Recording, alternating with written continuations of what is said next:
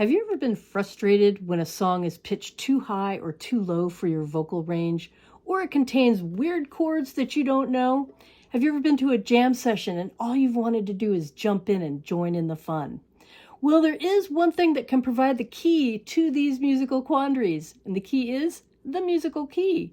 Don't worry, we're not going to go plunging into the music theory jungle. We're simply going to reach in and pluck out a really useful tool that can help you become a more nimble player.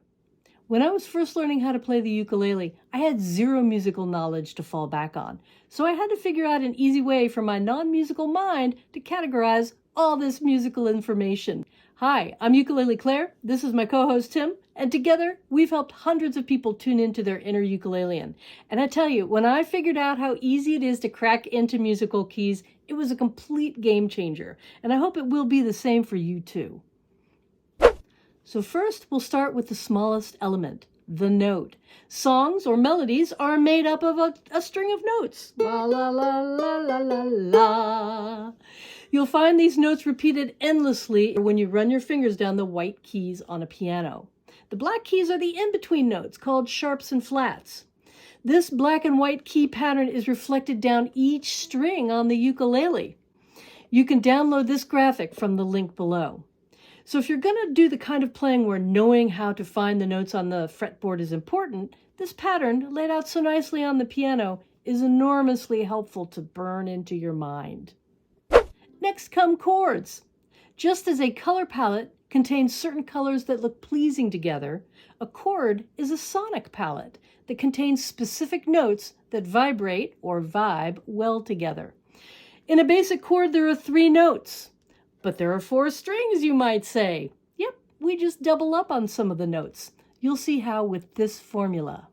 First, we start our count on the name of the chord. For example, to find out which notes are in the C chord, we start counting on the C note. Then we apply this chord building formula, 1, 3, 5. Basic chords are made up of the first, the third, and the fifth notes. So the notes in the C chord are C, E, and G. Let's check this out on our ukuleles. I'm going to make a C chord. Then we're going to look for the notes C, E, and G. So we've got a G right here. We've got a C right here. We've got an E right here. And we've got a C right here. That's because we're plucking our A string. And the first fret is A sharp. Second fret is B, third fret is C.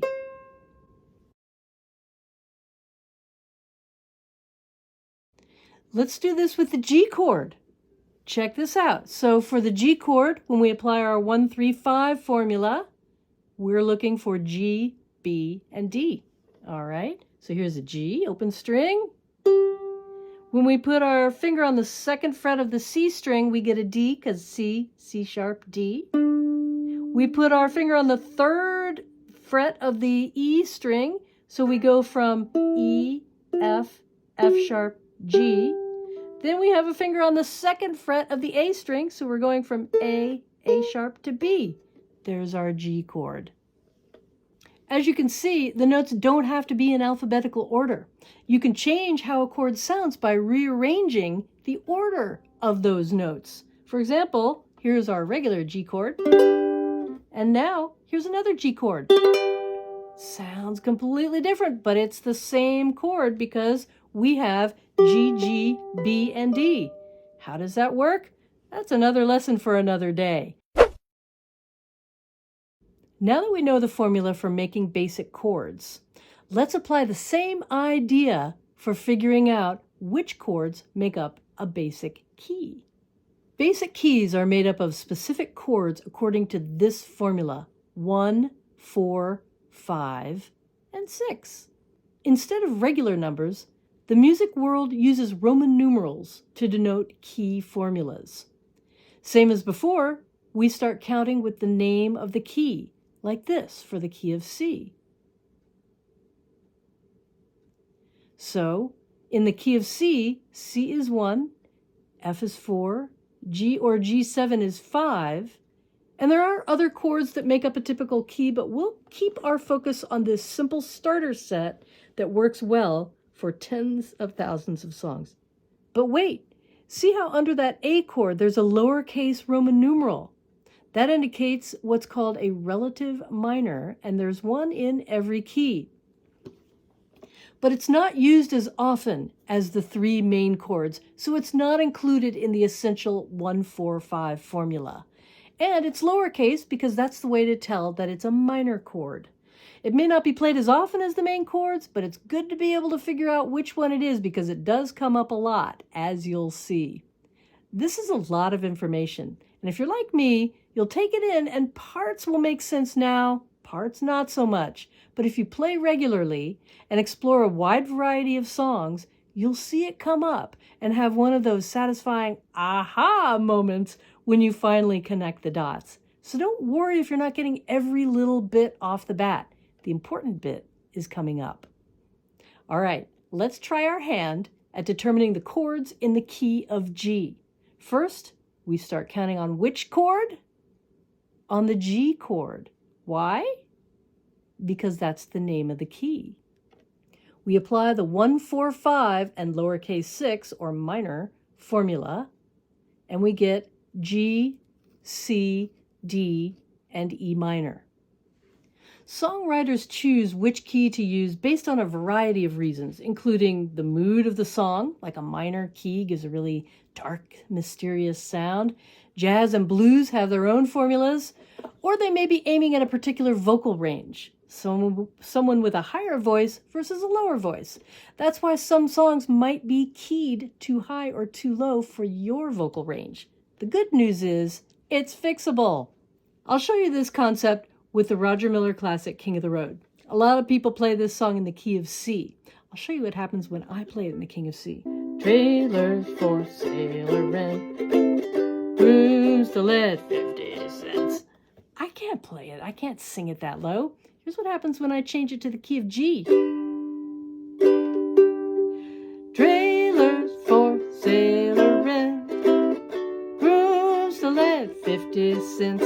That's much more within my range. It was really easy to change keys to make it so that I could sing it comfortably. All I did was take the formula for the key of C and replace it with the chords from the key of G. Now I have a song in the key of G, and it more closely fits my vocal range. Changing a song from one key to the other is called transposing. When I first thought I could learn to change a key of a song to fit my vocal range, first it blew my mind. Then I thought, I'm never going to be able to memorize which chords go in which key, until I found an easy way. It happened at a jam session. I knew a particular song in one key, but someone in the jam circle started playing it in another key. I was totally lost until I called on Little Rabbit Foo-Foo to help me figure it out. You could also call this a peace sign, a victory sign, the number 2, the letter V. But if you've ever been a Girl Scout, you'll know why I call this Little Rabbit Foo-Foo.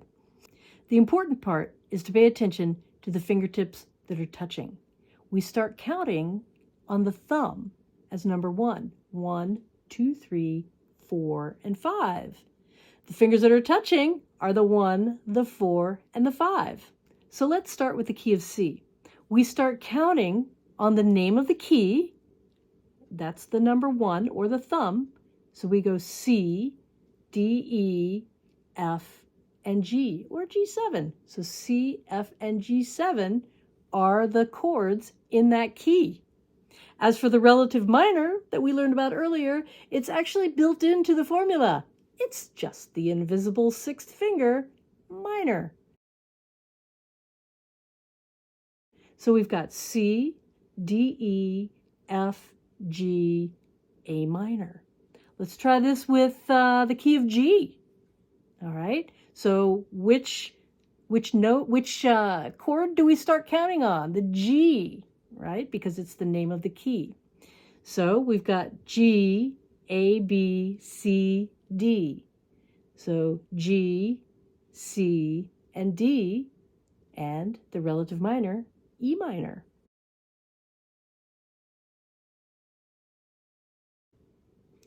So if I'm at a jam session and someone wants to play King of the Road in the key of D, I conjure up Little Rabbit Foo-Foo and start counting on the thumb with the name of that key. D, E, F, G, A, B minor. Now I know what chords to look for on the other instruments played by people who seem to know what they're doing. I watch them to look for when those chords switch from one to the other. I also consult Little Rabbit Foo-Foo when I'm at a jam and they're playing a song that I don't have a song sheet for, which happens more often than not, or if it's a song I've never heard before. Typically, in a jam, the song leader tells us what key they're playing in. If they don't, ask. A grateful jam circle will silently thank you. And when they announce the key, go through Little Rabbit Foo-Foo formula, and you'll find the main chords in the song. They may include other chords in their version of the song, and if you can't determine a chord, just damp your strings and play more softly until you can find your place again. I've got a video about jamming in the works, so you'll find more tips there soon. I'll include a link in the description when it comes out. If you'd like to help others find this video, click like, subscribe, and hit the bell, and you'll know when more videos are coming out, and you'll help others who are looking for this information find it as well. And hey, thanks for watching. See you next time.